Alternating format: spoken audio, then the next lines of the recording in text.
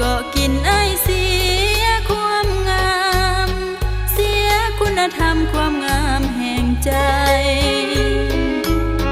ทั้งน้องจะสุขทุกคืนซื่นสมหรือจะคืนคมเจ็บซ้ำเท่าใด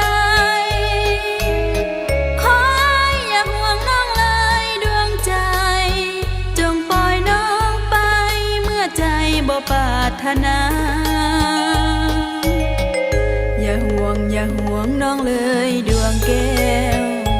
ขอเฮาจงแล้วดังเคยแล้วมาหากจะฟื้นคืนอาจจะสูญเสียเวลาน้องมันให้ค่าขออย่าห่วงใย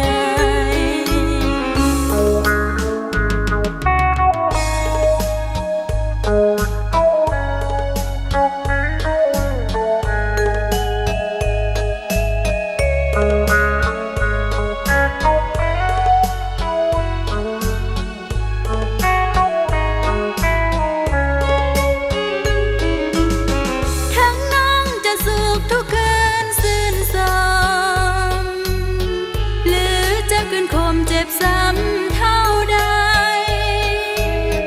ขออย่าห่วงน้องเลยดวงใจจงปล่อยน้องไปเมื่อใจบ่ปรารถนาอย่าห่วงน้องเลย